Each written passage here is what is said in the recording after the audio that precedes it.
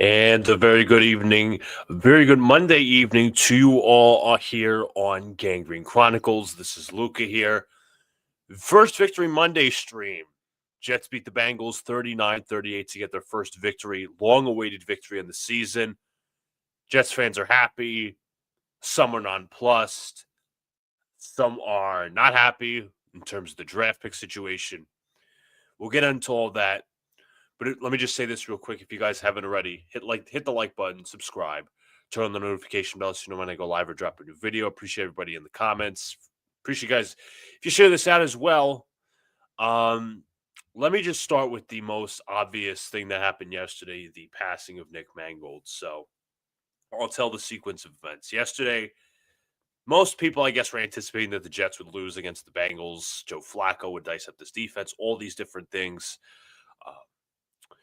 I was at church yesterday, and I turned my phone on do not disturb when I got out of church into the dining hall just to check what the notifications were, inactives, all these different things. One of the first headlines from Bleacher Report, there's like 2 or 3 of them, but one of the first ones was that sadly Nick Mangold passed away. I was like, this can't be real. What the hell is possibly going on? Did my research, ESPN, SNY, Google was saying it, and I was literally on the verge of tears in the line at church yesterday. I was like, I am so ready to cry right now. When I got in the car, I actually, because visibly I was as I said, I was ready to cry, and I wasn't gonna hold it in. So when I got in the car on my way home from church, I just played a sad song and I let it out.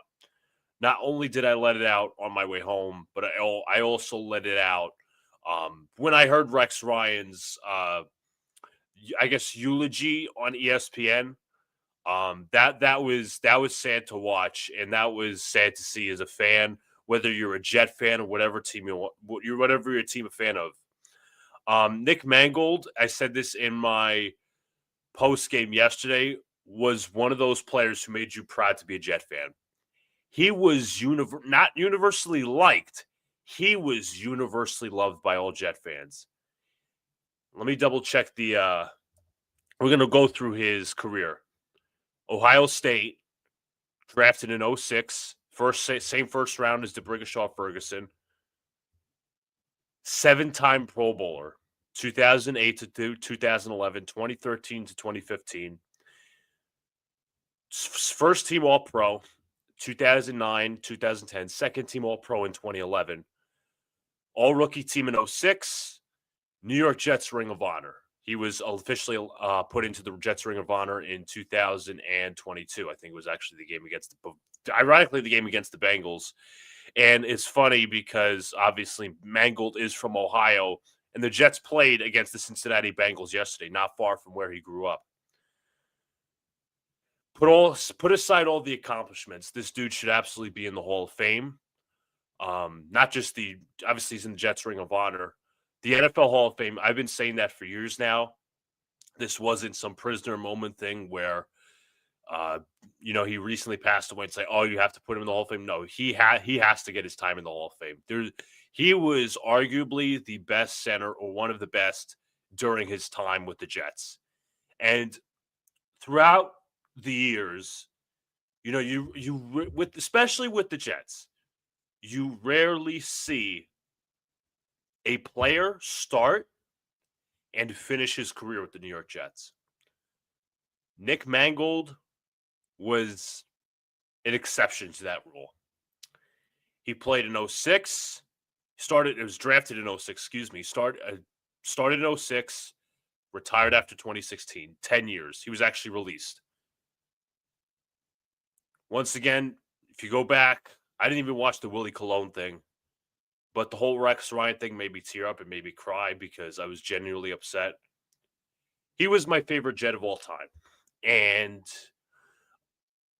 I should say this year, moving down to Tennessee and all that, I actually slightly regret leaving my Mangold jersey up there now.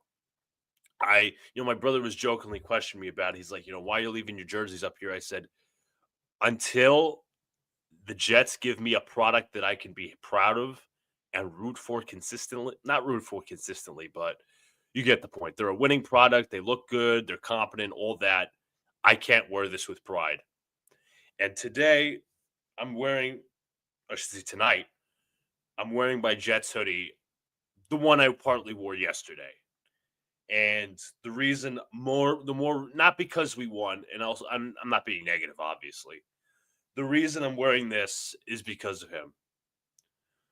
I have my 74 jersey back home in New York, and as I said, I would love to wear it right now. I wish it was here because I would have wore it yesterday. Mangold was not only ambassador for the team on the field, but also off the field. He was friendly to the fans.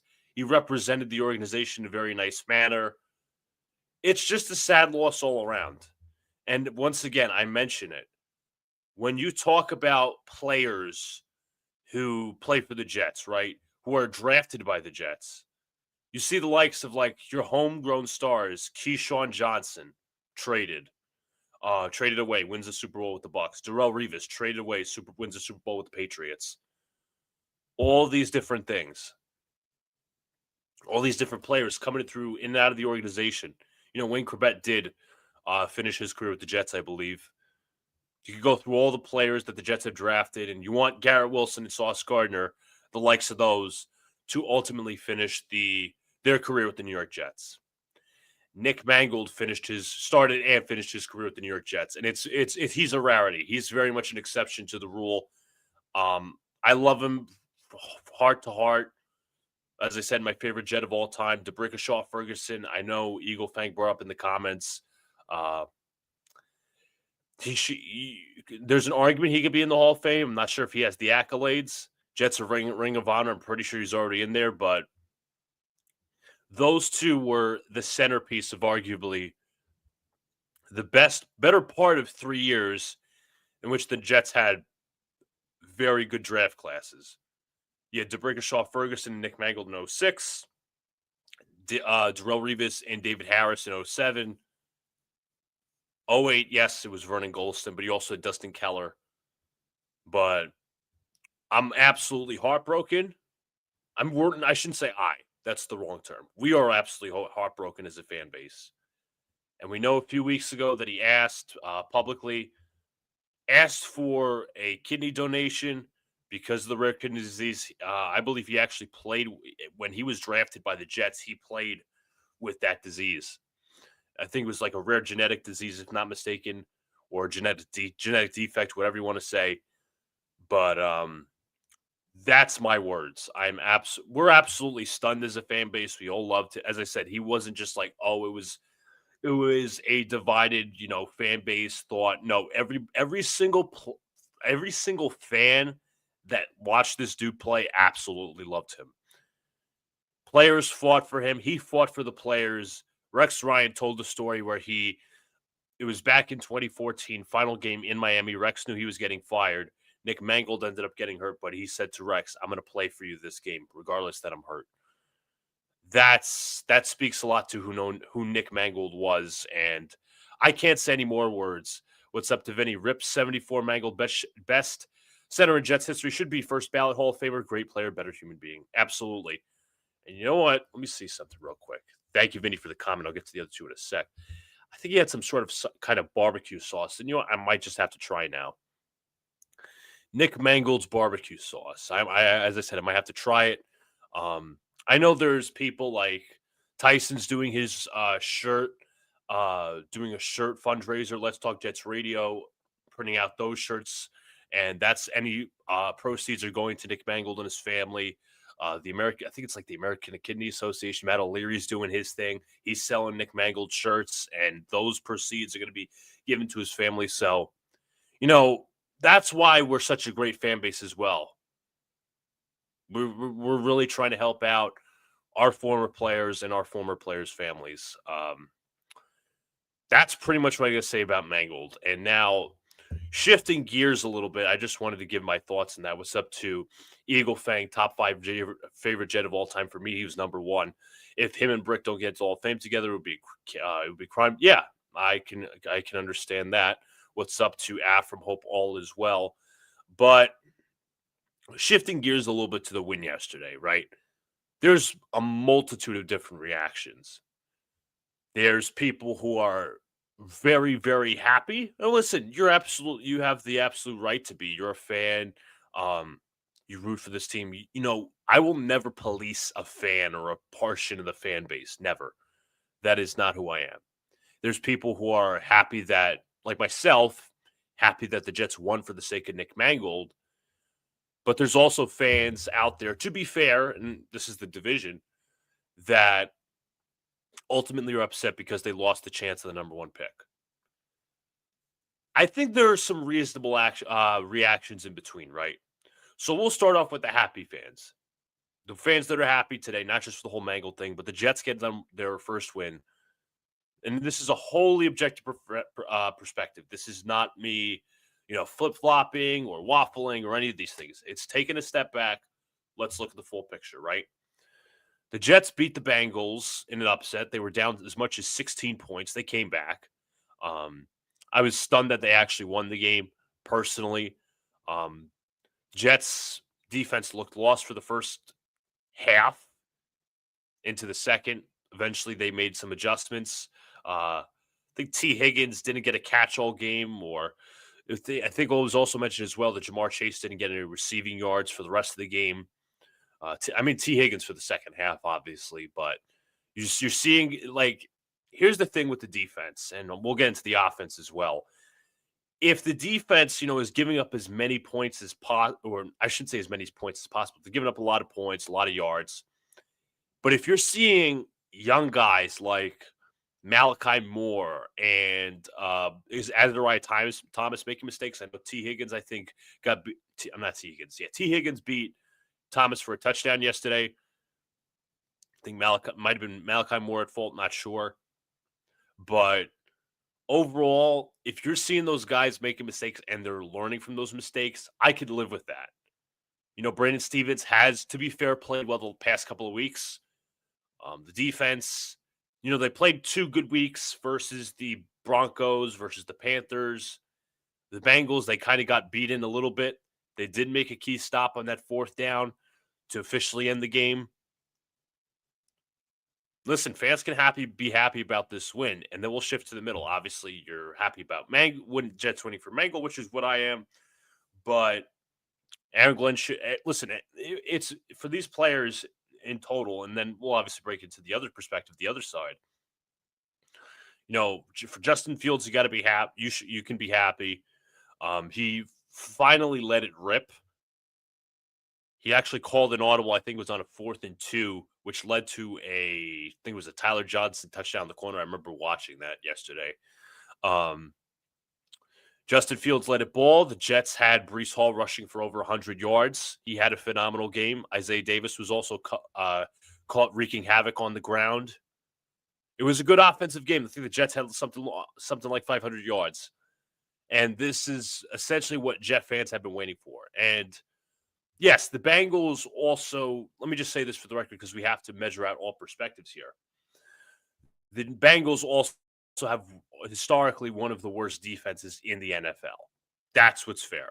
The Jets did score a lot of points, but also the Bengals as well were one of the worst defenses in the NFL, and they had no pass rush. So got to measure all perspectives here. But for this win to mean something, you have to build upon it. You can't build upon it immediately because we do have a bye week. Just going to share this out real quick. You guys could share this out as well. But more importantly, let's talk about heading into the bye week. Eventually, I'm also going to make a video on this and officially evaluate the Jets after essentially half the season. Halfway point, 8 games in. I'd say about halfway point because this is no longer the 16-game season. This is a 17-game. Whatever, not the point. For this win to mean something, the Jets have to build on it. This can't be one of those weeks where, we're jumping, we're happy as hell, and then you come out of the bye week and lay an egg. The Jets, for the past however many years, I don't even remember, honestly. I don't even remember the last time the Jets won after a bye week. I don't. I think Michael Nania posted about it. The Jets after first couple of bye weeks, and the Jets will listen. The Jets are gonna face a not very good team against the Browns. Browns, we saw it yesterday. Myles Garrett put up 5 sacks, a whole five sacks yesterday. The Browns still lost. They played Dylan Gabriel. Quarterback room stinks. They got their doors blown off by the Patriots. Drake May is phenomenal. A second-year quarterback on the rise, in part to us, of course, because we gave him the draft pick. Whatever. We'll be at home. We'll be at home against the Browns. Obviously, I don't know how many fans would show up for either side in all seriousness. But if you really want to, and I'll put up the bye week stats as well. If you really want to, right, you really want to value this win, you want this win to mean something, at the end of the day, you have to build upon it. And I've talked about that. Progress, building upon certain performances, building upon a loss, building upon a win. You know, Darren Muji brought it up in his press conference, the idea of sustainable winning. Well, the idea of sustainable winning is figuring out that winning formula. You did it this week. You got to build it upon for weeks ahead. So with that being said, I'm going to pull up the rest of the Jets schedule and we're going to go through it. Let's see. Let's pull this up. It's got a Miller Lite ad. Miller Lite's all right. Anywho, let's go all the way down. We're going to look at the schedule one by one. Steelers lost, Bills lost, Bucks lost. Bunch of losses. Eventually, we have a win. 1-7 heading into the bye. Week 10 against the Browns. Personally, it's a winnable game. As I mentioned, they have no quarterback. Dylan Gabriel is learning on the fly as it is. The defense is stout, but they can only hold on for so long. As I said, Myles Garrett with 5 sacks. Jets could win that game realistically. And I'm being objective here. Week 11, you play in New England. Short week, by the way. This likely goes as a loss. Drake May is balling his ass out. The Patriots defense looks good. Mike Vrabel's doing his thing in New England. I think that goes down as a loss. Week 12 in Baltimore, potentially Lamar back. That's also going to be a loss. So you're probably looking at this point 2-9. Not ideal. Week 13 against the Falcons. I think the Falcons got their doors blown off yesterday. Let me check. Yeah, they got their doors blown off by the Miami Dolphins. A losing Miami Dolphins team blew out the Falcons. So that is also a winnable game. I'm not making my predictions. We're going to go game by game. Michael Penix hasn't exactly impressed. The defense is stout, but once again, just like the Browns, they could, hold on only for so long. Just to some statistics, right? You know what? I forgot to mention. Michael Penix didn't even play yesterday. It was Kirk Cousins. It was Kirk Cousins who played yesterday. And it guaranteed doesn't mean Kirk Cousins is going to play against the Jets. But Michael Penix, I think the Jets defense, if they're improved, could possibly light up Michael Penix. 34-10 yesterday's game Kirk Cousins played. Would they win if Michael Penix was the quarterback? I don't know. But they were starting hot a little bit, the Falcons, and they've kind of fallen just a little bit. They're right now 3-4. Don't know what the rest of their schedule looks like. Go to week 14, right? Miami Dolphins. You can say it's a critical game for the tank, critical divisional game, whatever you want to say. Dolphins had a win against the Falcons recently. I'm going to look at how their schedule stacks up. They could be vying for one of the top 3 picks. They have Baltimore, which is likely could be a blowout, honestly. Buffalo, that's a loss. Washington, that's a loss. Saints is a debatable game. That's a game for the tank. But week 14 against the Jets in MetLife Stadium. So that's a toss-up, in my opinion. If there's, as I said, I'm talking about consistent progress here. Week 15, Jacksonville Jaguars. Excuse me. Kind of looks like a loss to me. I know the Jaguars have started out hot and they've free fallen a little bit. You see what their results have looked like recently. They lost to the Bengals. They lost. Oh, that's right. They got absolutely rocked by the Rams in London. Trevor Lawrence was the leading passer, but didn't mean anything when virtually he might have not been the leading passer, but essentially doesn't mean anything. Yeah, he was the leading passer. Didn't mean anything when you're getting your doors blown off 35-7. So that team needed a bye week. It has the bye week, and they'll be facing the Raiders, Houston. It's a critical game. It's a critical game for the Jaguars, and I could very well see them winning. Jets won in Jacksonville last year, but this is a whole different team. So I think the Jacksonville Jaguars might be the Jets there. Week 16, this is a very critical game for the tank. The tank.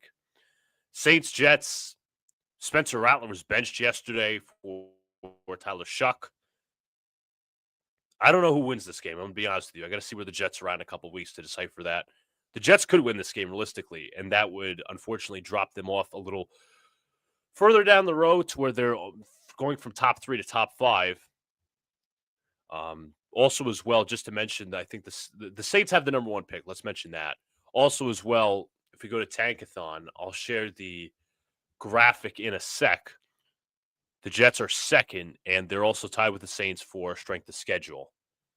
Don't know exactly what the tiebreaker is necessarily between both sides.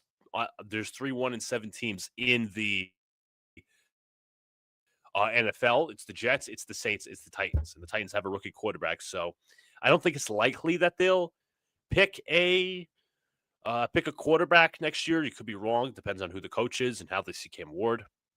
Regardless, they also have a higher strength of schedule. So the Jets want to have a lower strength of schedule moving forward if you want to try to get that number 1 overall pick, and you want to lose, that's fine. Week 17, let's pull it up, against the Patriots. I don't know if the Patriots are good enough to sweep the Jets. The Jets could honestly play spoiler in this game, but the Patriots are just on fire right now, and they could very well be vying for a first place in the division, excuse me. So that's undecided. Most likely it could be a loss. Week 18 against the Bills, I think that's I don't think that's any longer, okay, they're just going to play the backups. I think the Bills are going to try to fight for that division. Not going to say they're going to miss the playoffs entirely, but it's division or wild card for the Bills and the Patriots in each of the back-to-back weeks versus the Jets. So it's an interesting road ahead. And as I mentioned, what's up to Armin, by the way? If you feel if you're feeling this win, right? You're happy for the coaches and all that. I know Aaron Glenn was very happy in the press conferences, rightfully so. It's his first win as a pro head coach. But he was a little snarky, just a little bit. Saying some of the criticism for Justin Fields is unwarranted. Look no further than the owner, by the way, anywho. Some of the team's criticism for the Jets is unwarranted. But in fairness, I want Jet fans to add up the sum, right? You don't want to overvalue a win, overvalue a loss. But you have to look at the sum of all the parts through 8 weeks of the season. The good, the bad, the ugly, added up. What do you get? Well, you get a 1-7 football team. 1-7 football team. There is young players improving. Malachi Moore, Azariah Thomas. Justin Fields had a good week last week. Technically yesterday. Can they build upon it? Breece Hall bursting out. Are the Jets going to keep Breece Hall is the question. Not totally sure about that. Could be, and it's an interesting scenario because I believe this week, double check for you. It might be this week, it might be next week, is the NFL trade deadline. November 4th, Tuesday, which is ironically Election Day, 4 p.m. What's up, Armin? Bye week beats the Jets. I see that. Trade deadline is about a week away. What do the Jets do? You can't, and this is for the fans. This is for the coaches as well, for the GM. Do not be a prisoner of the moment. Do not. We're not back yet. And listen, I'm not saying you can't be happy about the win. You can't. I will never police a fan. But also, as well, you have to line it up, be objective, and say, you know what? How does this stack up against the rest of the bad football we've seen? One game, which is, you could argue, is the outlier, where the team showed resilience, they fought back. This outlier game, how does this stack up against games like Dallas, like the Bucks game, the Dolphins game, the Bills game, all these different games? How does that stack up? Does it trump those games? Does it like, oh, well, this is great. Forget about those losses now. And I'm not saying a fan or fans are saying that, but as I said, you have to add up the sum of all parts. The sum of the all parts is the team is 1-7. Does this mean that they're going to win their only game of the season? I don't know. I don't know what's to expect because, to be honest, I didn't expect the Jets to win yesterday. I didn't. But if you take the emotional aspect of the Mangold passing away from it, I was kind of nonplussed. But regardless, once again, objective perspective. For this win to mean anything, right? You have to build upon it. Can't be like, well, we'll win this week, blow it against the Browns in 2 weeks, and then lose from there. Can't happen. Because there's a percentage of fans that are giving Aaron Glenn a year 2, right? Listen, this was a well-done game by the coaching staff in the second half. They adjusted. They did what they had to do. They actually ran Justin Fields a little bit. I saw him getting out of the pocket a little bit, which is what I wanted to see. If you're really going to try to put Justin Fields in the best of a position as possible, you take it all that. But I think I just want fans to come back down to earth a little bit. And I think there'll be some realism. And listen, as I said, I'll say it 12 times over. I will never police a fan or portion of the fans how to root. That goes the same thing for them telling us how to root, as if you're a negative fan or whatever, regardless. You can celebrate now. You have the bye week to relax, look at the sum of all the parts. I just don't want this to be one of those seasons, and this is my fear, where the team wins 3-4 games, and then your answers are completely mixed. Like, I don't know if this is the coach to bring this team, just start back to the playoffs. I don't know if this is the coach who can draft a quarterback next year, because what you do this year sets you up for the next 2 years with the coach. And again, I haven't fully made up my mind, right? Because there's a lot of football to be played. Being objective. You either fire the coach after the year, which it's probably not likely now, especially since they won their first game. And even then, I was on Jets Afterburners, Armory can acknowledge, where I was kind of 50-50 on the Jets firing Aaron Glenn. Just say the Jets went 0-17. Now it's not going to happen, obviously, because they won yesterday. But if they win 1 to 2 games, if they win 2 to 3 games, as a fan, an honest fan, no green glasses, no green jersey, take this off, full on. Are you coming away impressed? Because once again, there will be people out here say, you're just overvaluing the players. The coaching staff needs their guys. Fair. Listen, that's your opinion. In my opinion, this team should have more wins on the schedule by now. It shouldn't be 1. Should not be 1-7. If you have 2-3 wins, we're like 3-4, 2-5. Okay. That's a little bit understandable. Where the eventual ceiling of this team could be higher. Are they winning 7 games down? Are they winning 7 games? No. I don't think they'll win 7 games this year. Because as I said, earlier in the season, I said they have the ability to win 7. I think they will win 5. If you win 5, they've hit my expectation. If you win 7, you've hit my expectation. You win 3, are you really encouraged because this doesn't need to be this needs to be a sure decision. You can't go out here and say, well, I don't know. No, you need to know because next year you have no excuses. You have none. Let's just say to bring the staff back. Plenty of millions in cap space. We'll look it up. Just so I'm going to be back by the numbers here. Plenty of cap space. I'm sure the Jets are going to trade a player or two during this NFL trade deadline. So you're going to have some draft picks to work with. I don't know if they'll have comp picks. I don't know about that. The Jets, I believe, have 6 draft picks right now? Whatever. 6 draft picks. The Jets are slated to have the 6th most cap space next year. They'll have some returns from possible trades. They'll have the ability to draft their quarterback next year. Next year is no excuse, none, to not be a competitive team next year. Whether they fire the coach in the end of the season, whether they not. There is no excuse. None. Because let me just say this. Jets also have a lot of free agents next year. Cisco. We'll pull it up. I'll pull it up on my end. Free agents. Andre Cisco, Alan Lazard, Tyrod Taylor, John Simpson, Quincy Williams, AVT, Tony Adams, Josh Reynolds, Breece Hall. Obviously, depends if they extend him or not. Isaiah Oliver, Josh Myers, Chris Boyd, Kenny Nwangwu, Stone Smart, Jelani Woods.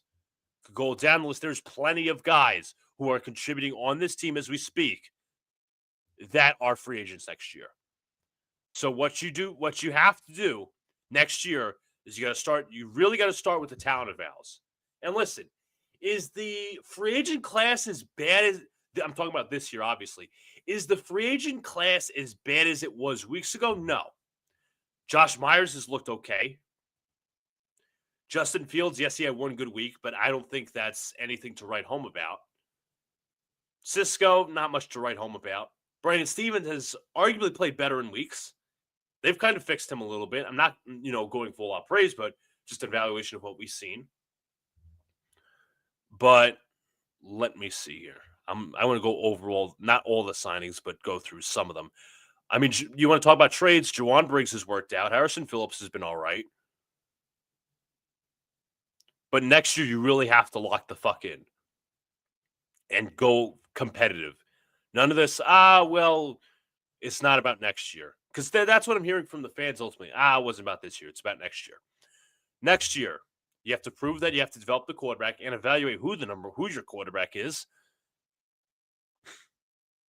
You have to build a roster. You have to build receivers. To be fair, let's call it what it is. Justin Fields didn't have a lot of receivers yesterday. Tyler Johnson, The one bright spot you can point to is Mason Taylor. And he's not a schmuck. He's not a talentless player. He's a talented player. Drafted in the second round, the Jets had a right to draft him. Armand Membu, he's not a schmuck either. He's a talented player. Malcolm Moore, talented player. I'll say this, there's some building blocks to this puzzle of the Jets draft class. Arian Smith, I don't know what to tell you about him. I'm going to be honest. He did have a reception for 23 yards, by the way. He was only targeted once. But there's a lot of work to do next season. What's up to Mike Moran? Hope you're doing well. And Armin asks, do the Jags need a defensive tackle? How about Quinnen for Brian Thomas Jr.? I would listen, I know the dude's had drop issues. I would take him in a heartbeat. And it's not just about Justin Fields, right? Because as I said, I think the Jets did Justin Fields bad with the wide receiver room. Not to say he's played well regardless of it. But getting a bona fide weapon with imagine that. Brian Thomas Jr. and Garrett Wilson.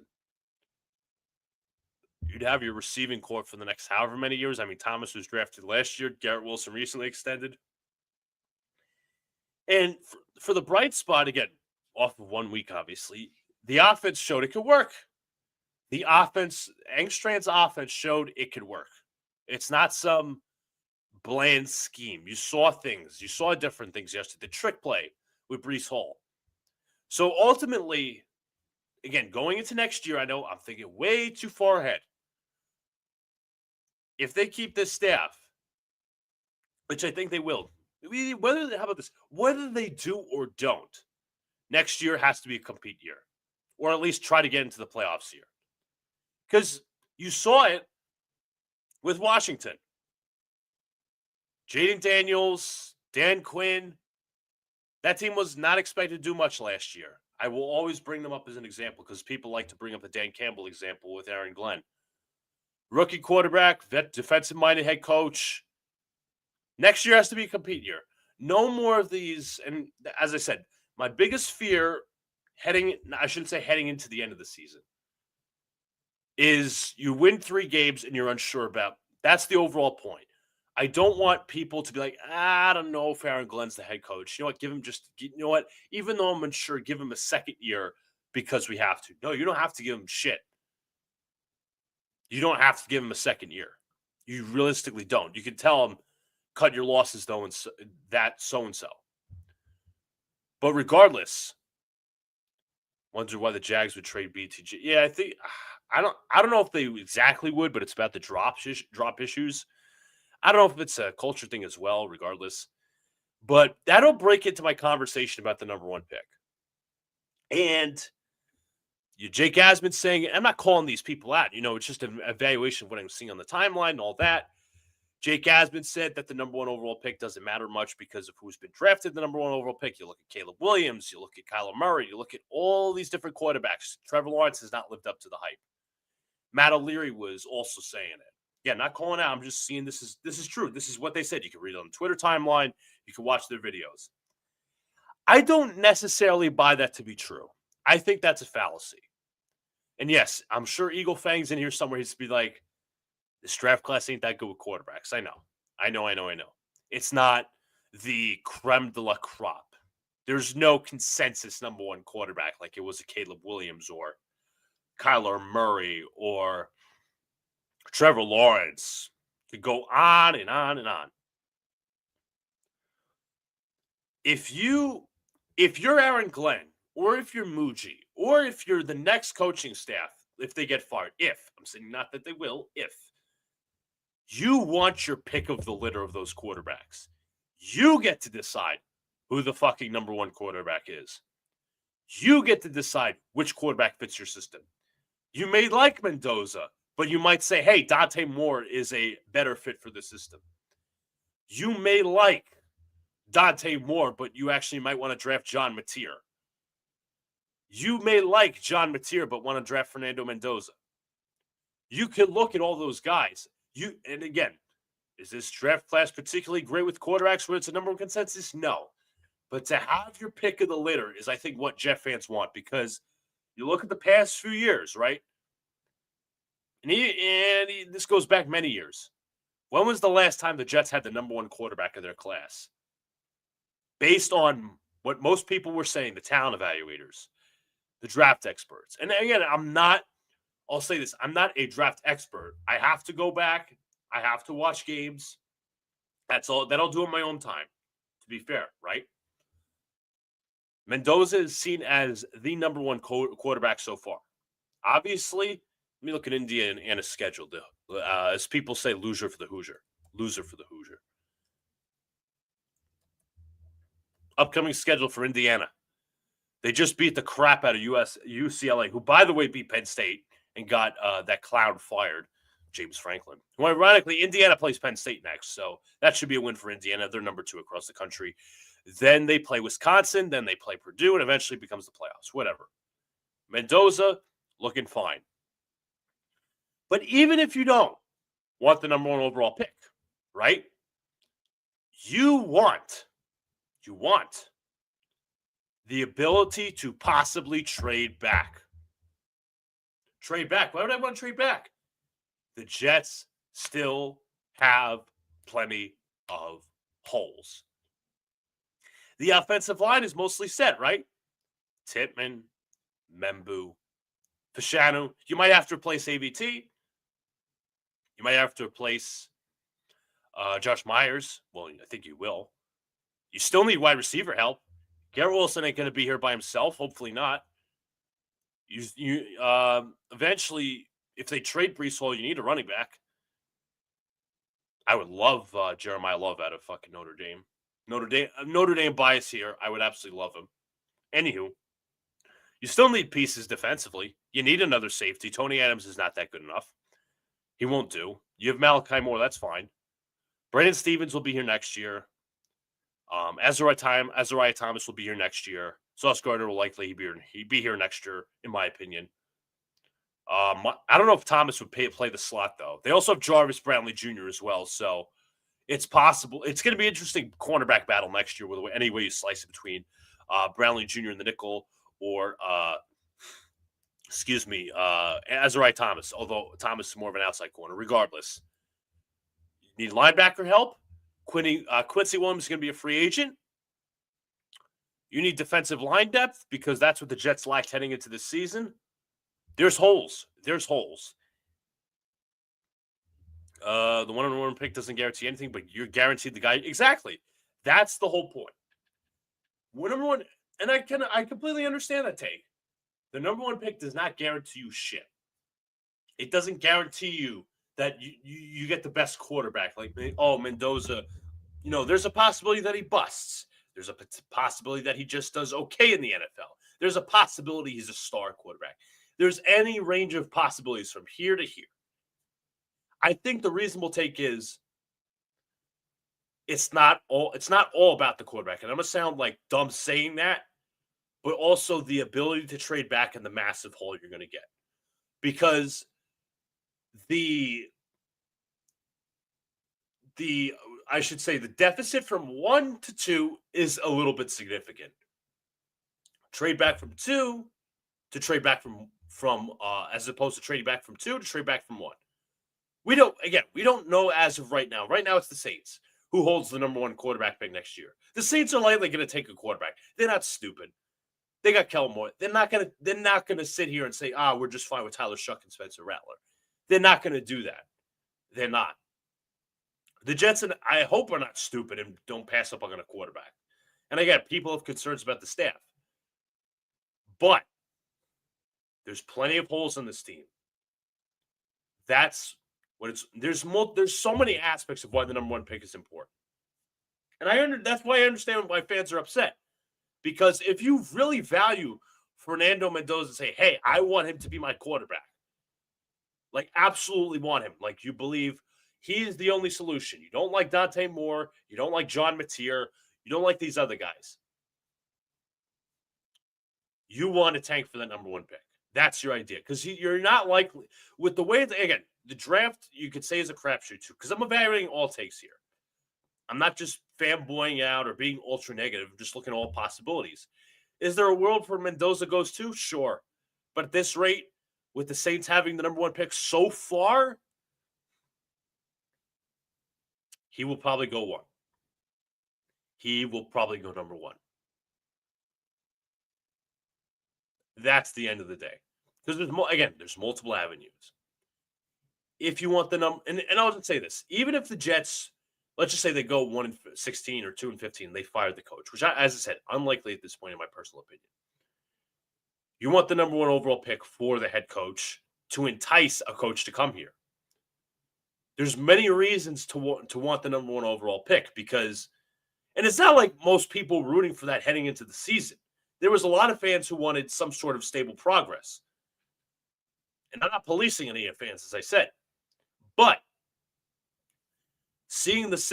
as Jet fans, seeing us lose the first 7 games, you don't want to fall into this trap where we have before, where it's like Adam Gase year 1. They start out 1-7, they finish 6-2. The next year they finished 2-14. And the so-called 6-2 meant absolutely nothing. That's what we're afraid of as fans. We don't want to head into next season with more questions than answers, especially when this regime most likely is going to be responsible for drafting a quarterback. That's not a recipe for success at all. It's not. So at the end of the day, I'm asking all fans to be objective and say, you know what, let's look at every single possibility. And also, listen, if the Saints and Jets finish with the same record, it also depends on strength of schedule. It depends on how teams lose. I could get behind rooting for wins as long as there's young players getting better. I could root for wins as long as the coach is developing. And at least things are changing on that end and things are looking better, right? I could root for wins in those scenarios. I can't root for wins when, you know, things are things are going backwards and there's rarely players getting better. What I'm saying is 1 week does not do it for me. Once again, I said it earlier, you can celebrate the win however the fuck you want.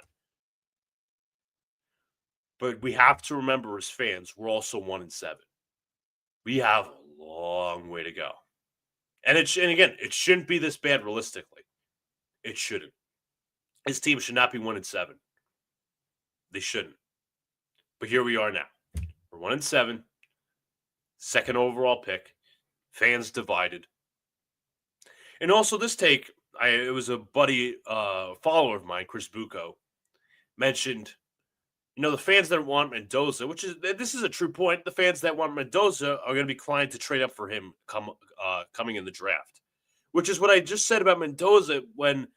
If you value him as the number one quarterback, you would obviously want to stay at the lowest level, stay at the number one pick. But right now we're in a tussle between two other teams. The Titans could very well have the number one overall pick. I don't know what their schedule looks like. They're obviously playing with an interim coach. I think it's Mike McCoy, if I'm not mistaken. New Orleans, they're not a great team. Spencer Rattler looked like crap yesterday. They had to put in Tyler Shuck. But at the end of the day, it's what's going to come down to strength of schedule. I just want these wins to mean something. And I apologize for repeating myself. I want these wins to mean something. I want there to be success heading into next year. That's what I want. And I'll bring it up in my video. You can be happy about this win. There's no, if you're a fan that's anywhere, whether you're on the side of tank, whether you're on the side of I want to win games, that's fine. You're absolutely valued to you absolutely have the right to your own opinion. But it's also at the end of the day, as fans, we shouldn't be policing other fans. We're saying, well, you should be rooting for this. No, you don't have to root for shit, realistically. But I think it's important, and as I said, everything that I'm saying now, I will break down in a vacuum when it comes to my video this week. Don't know when I'm going to release it, but I have a lot of time to do so since it's the bye week. And I think my biggest issue was with this team so far is the majority of some of these weeks we're not being competitive, or we were being outdone by coaching. Carolina, not Cincinnati, excuse me. Denver, Dallas. Go through all those games. Again, I'm going to keep my point as it is. If you guys please comment as well. I want these wins to be meaning something. If the Jets somehow at the end of this year end up in the hunt, I'll be happy as hell. That shows that that we're really turning a corner. But too many times as fans, we have fell through this trap. We have. Mike says, I've heard the whole just trade up arguments before from my fan base. Doesn't work when the team is in front of you. Yeah, I remember that because it was the 2024 draft, if I'm correct. You had guys like Drake May and Caleb Williams and Jaden Daniels coming out. You knew that the Bears and Commanders were taking quarterbacks. You knew the Patriots were going to take a quarterback. It was dependent on which one, obviously. But the Giants, in fairness, without the likes, and there's many different perspectives on this, without the likes of Daniel Jones, we're actually winning meaningless games. You could say, hey, Tommy DeVito was a nice story. It did ultimately cost you in the end, but it didn't. Because you might have not drafted Drake May. You might have sat on an extra year of Daniel Jones, but you get yourself a fine quarterback in Jackson Dart, who is playing well in Dable's offense. He's succeeding with very limited pieces around him and a very bad coached team around him, in which he is absolutely trying to fight. He's trying to battle his way through. He just lost his fucking star running back yesterday. Terrible injury for Cam Scatterbo. I mean, whether you're a fan of the Giants or not, he made you like and what he made you like the Giants. He made you watch. I shouldn't say made you watch the Giants. He made you like watching the Giants because they beat the Eagles. They were good. The offense was good for the most part against the Broncos. Obviously, that was a whole choke job. But just in terms of the whole trade up argument, it doesn't seem it doesn't seem realistic. It doesn't seem realistic. You have to have some foresight and say, hey, you know what? What can I surmise about these teams in front of me? If it was the Titans picking up number one, not the Saints, then you're probably bidding with the Saints to trade up. If it was the Saints picking number one, they're probably not going to trade with you. Cleveland, I don't know if they're going to draft a quarterback next year.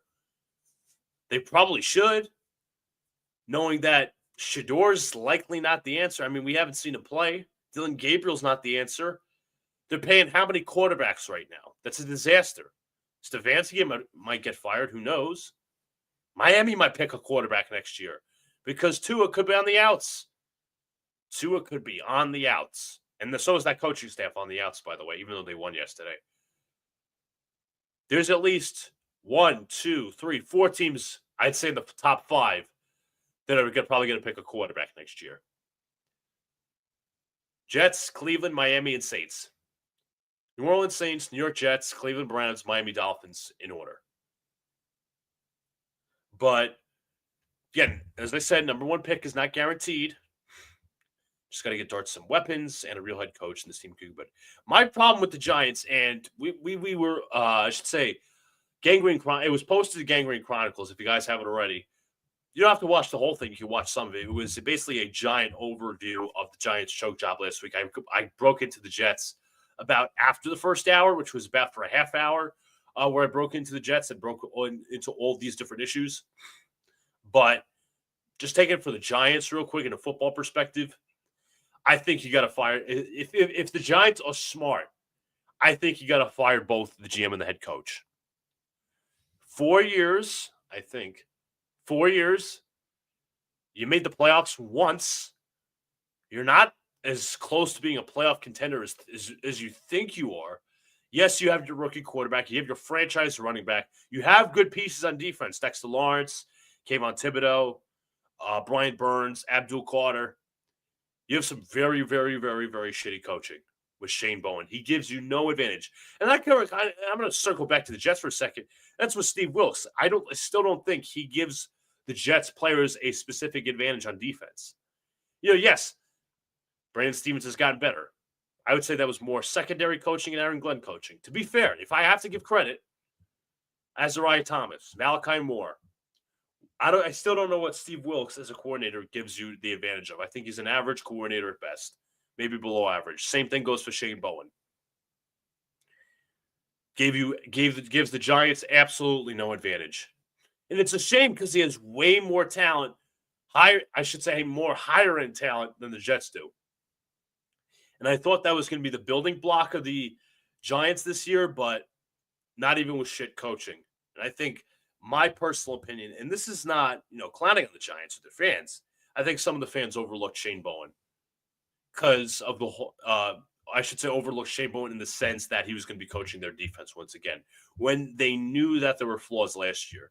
And then we could go, and Giant fans can go into the whole thing about Wink. We talked about that in the stream last week, but that was bad on the Giants. Mike says Raiders maybe. Yeah, Raiders, it's a possibility. It's a possibility. They're in the top, let's see, they are 8th overall. They're right with the Ravens and the Giants. They're actually ahead of the Giants in terms of if you want to go 8, 9, 10. Cardinals could be a team as well if they want to get rid of Kyler Murray. So you're talking about 5 different teams drafting all these quarterbacks. Excuse me. Give me 1 second. 1 second.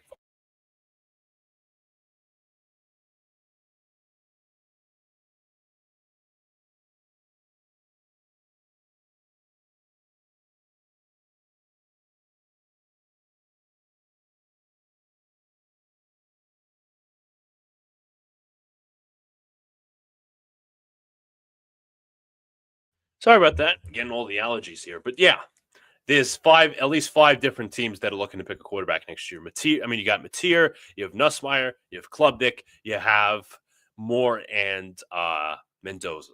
Those are your five quarterbacks. To this point, I don't know where a guy like Nussmeier is going to be picked. I don't know where a guy like Klubnik's going to be picked. So that's what's going to happen. And for the Jets, you don't want to be behind in that sense.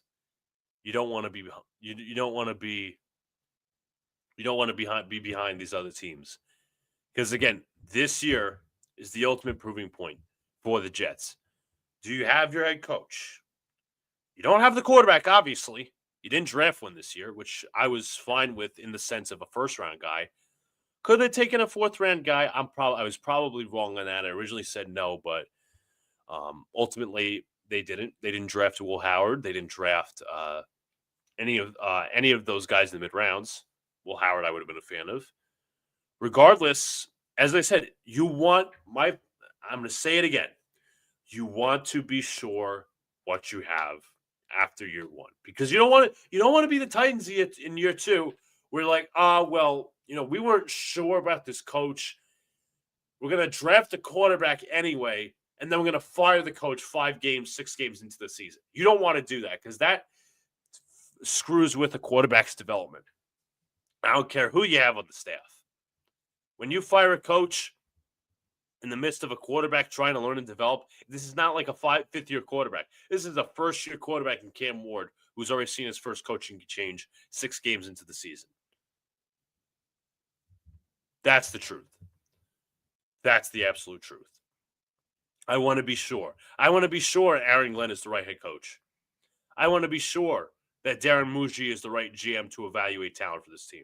And we know the structure. We know that Aaron Glenn is above Darren Muji because Glenn picked Muji out. And Glenn had to say on the whole Rodgers thing. You can look it up. I want to be sure that Aaron Glenn is I don't want this to be a scenario where the blind is leading the blind. I want this to be the right scenario for a quarterback to come in. Not just in terms of weapons, not just in terms of coaching, but in terms of a winning environment. Shane Bowen, yeah, sure, Shane Bowen's the worst I'm not a Giant fan by any strength of the imagination, but I will say that Shane Bowen is probably the worst DC I've ever seen coach the Giants. Betcher wasn't good, but he didn't have talent, to be fair. Patrick Graham wasn't that great, but he didn't have as much talent. Wink was arguably the best you've had in a while, and you miss him dearly. But that whole defensive coordinator thing, I am really surprised, but not that Shane Bowen hasn't been fired yet. And let me check when the Giants have their bye week. Let's check this out, the Giants schedule, because again, this is not just Jets talk, but it's also football talk. They play the 49ers next week, the Bears the week after. Bears just lost to a Lamarless Ravens. 49ers just took an L2 to the Texans. Packers, they just beat the Steelers. Then they play the Lions on November 23rd. That's not going to be a good game. There's a lot of losses that are going to stack up. So from the 1st to the 14th, which is about a 13-day stretch, is their bye week. That's going to be a lot of losses and a lot of players checking out, especially with Dexter Lawrence. A lot of people are starting to say he's checking out. But I know, Mike, you were talking about Dart and everything, and we were debating this last week with Donald and Alex, where I essentially said, this is why you don't allow certain people to draft their quarterback. Listen, does Dart look great right now? Absolutely. He looks good. Does Scatterbo look good? Yeah. But everything around them is shit. Excuse me 1 second.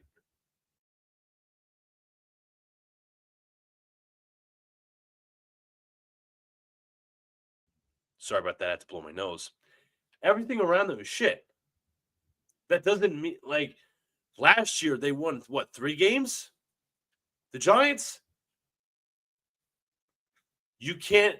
They shouldn't have been able to draft a quarterback, and that's going to sound really unfair because they did. Looks like they nailed the quarterback selection, and some of this draft class looks good. But that's my concern with the Jets, right? Is you want to be sure that Aaron Glenn is the guy moving forward, and so is Darren Mucci. That's the truth. Because you're hopeful, or I should say Jet fans are hopeful, like myself, are hopeful that they can make the right quarterback selection, build the right amount of talent, set a winning culture for the next however many years, and so on and so forth, and build a foundation to eventually get to the promised land. But right now, obviously, I mentioned what I mentioned. You don't want it. You don't want this to be a scenario where the wrong staff decides to pick a quarterback, and then you have to fire him after a year or two after picking that quarterback. That'll set you back at least a few years, and we've done that. We have effectively done that. We did that with Todd Bowles, right? 2015, Fitzpatrick year. 2016, trash Fitzpatrick year. 2017, they signed McCown.